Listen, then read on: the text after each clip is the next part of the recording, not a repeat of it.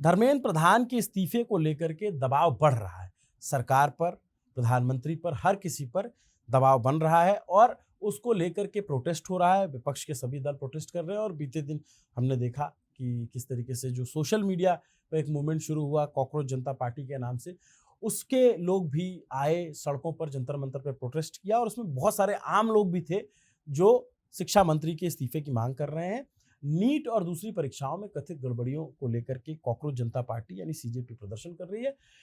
Party के संस्थापक Abhijit Dipke America से आए, उन्होंने प्रदर्शन किया और मांग यही की धर्मेंद्र प्रधान के इस्तीफे से कम कुछ मंजूर नहीं। लेकिन दिलचस्प बात यह है कि भारतीय राजनीति में इस्तीफे की मांग नई नहीं है, लेकिन मांग पूरी हो ना होना एक अलग सवाल हो जाता है। हर बड़े विवाद के बाद दो बातें उठती, पहली जिम्मेदारी किसकी है, दूसरा जिम्मेदार का इस्तीफा कब होगा।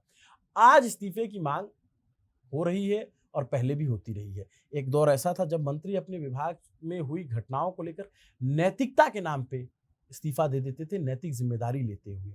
कभी रेल हादसा, कभी युद्ध के बाद, कभी घोटाले में अगर जांच हो गई, नाम आ गया तो, और कई बार तो तब भी जब उनके खिलाफ कोई व्यक्तिगत आरोप लगे।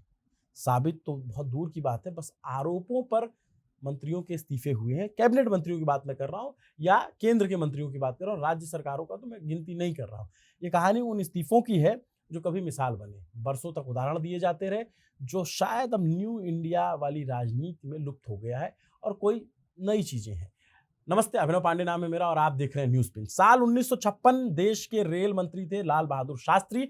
पहले आंध्र प्रदेश में जब एक रेल हादसा हुआ, 100 से ज्यादा लोगों की मौत हुई। शास्त्री जी ने इस्तीफे की पेशकश की, प्रधानमंत्री नेहरू थे, उन्होंने मना कर दिया। लेकिन कुछ ही महीनों बाद तमिलनाडु के अरियालूर में दूसरा बड़ा हादसा हुआ, 144 लोगों की जान गई। इस बार शास्त्री जी पीछे नहीं हटे, उन्होंने कहा कि रेल मंत्रालय उनके पास है, इसलिए उनकी नैतिक जिम्मेदारी बनती है और इसलिए वो इस्तीफा दे रहे हैं और इस बार प्रधानमंत्री नेहरू को स्वीकार करना पड़ा। आज भी जब राजनीति में जवाबदेही और नैतिकता की बात होती है तो शास्त्री जी का नाम सबसे पहले आता है, उनका मिसाल दिया जाता है, उनकी मिसाल दी जाती है।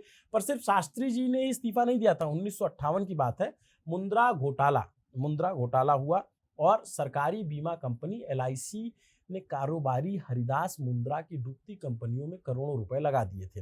कहा जाता था कि ये निवेश सरकार के दबाव में किए गए थे और एलआईसी इन्वेस्टमेंट कंपनी ने इसे पास किया था। कंपनी को बहुत नुकसान हुआ। वित्त मंत्री थे टीटी कृष्णा नामचारी और निवेश से एलआईसी को जो घाटा हुआ उसकी नैतिक जिम्मेदारी उनके सिर मढ़ी गई। जांच बैठी, देश के जाने माने जज एमसी छागला ने मामले की सुनवाई की और जांच पूरी हुई। जांच में वित्त मंत्री को, तत्कालीन वित्त मंत्री टीटी कृष्णामाचारी को निजी तौर पर भ्रष्टाचारी नहीं पाया गया, उनके खिलाफ सीधा सबूत नहीं मिला। चूंकि मामला उनके मंत्रालय का था तो रिपोर्ट आने के बाद उन्हें इस्तीफा देना पड़ा और दे दिया।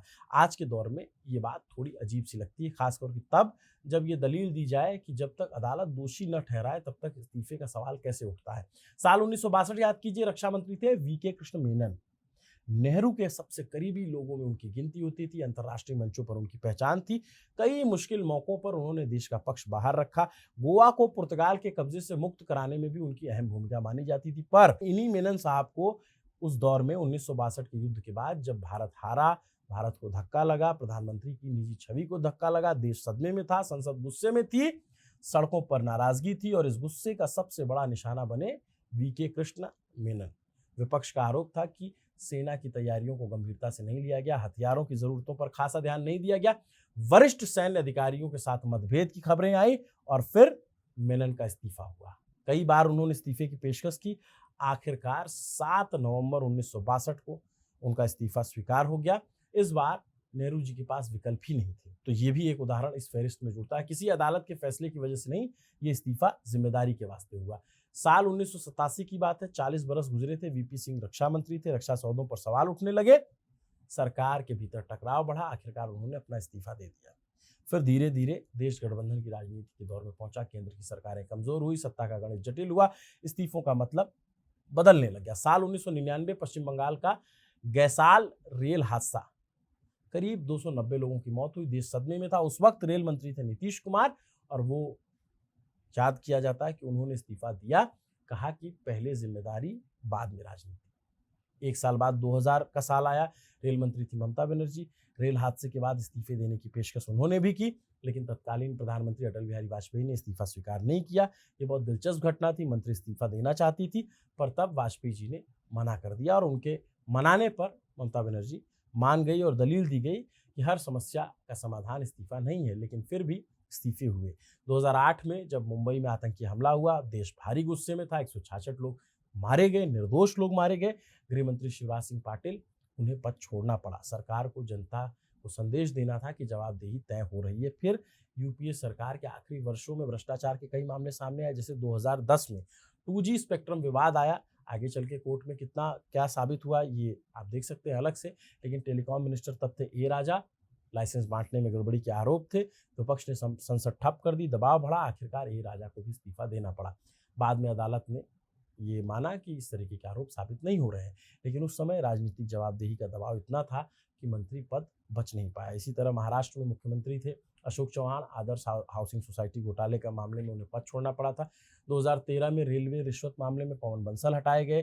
कोयला ब्लॉक विवाद में अश्विनी कुमार का पद गया, उसमें वो भी मंत्री थे। यानी यूपीए के दौर में खूब इस्तीफे हुए, लेकिन उनमें से कई राजनीतिक दबाव और गठबंधन की मजबूरियों के नतीजे थे। लेकिन फिर 2014 पूर्ण बहुमत की सरकार, तस्वीर बदलती है। मोदी सरकार आई, कई बड़े विवाद हुए, लेकिन इस्तीफे नहीं हुए। स्मृति ईरानी से लेकर के सुषमा स्वराज तक विवादों में रहे। वसुंधरा राजे पर सवाल उठे, अरुण जेटली पर डीडीसीए को लेकर आरोप लगे। विजय माल्या के मामले में विपक्ष ने उन्हें घेरा, लेकिन इस्तीफा नहीं हुआ।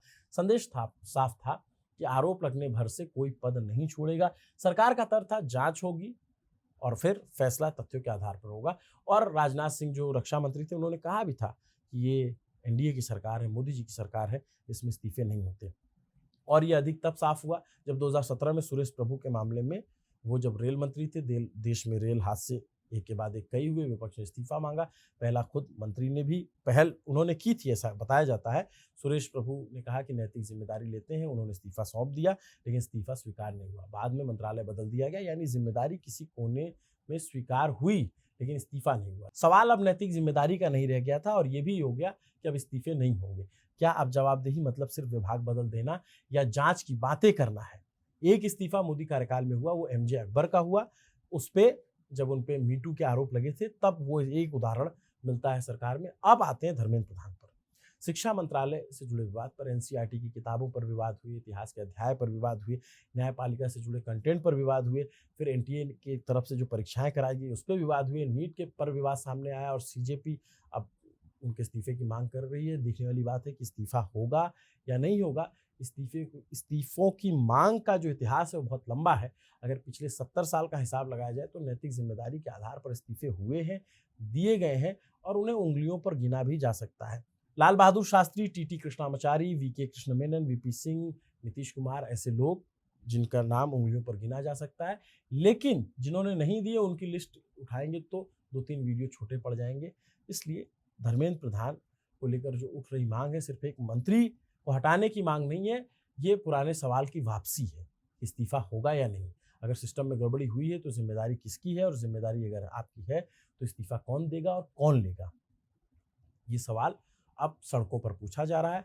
आने वाले दिनों जब संसद बैठेगी तो शायद संसद में भी पूछा जाए। नमस्ते, अभिनव पांडे नाम है मेरा।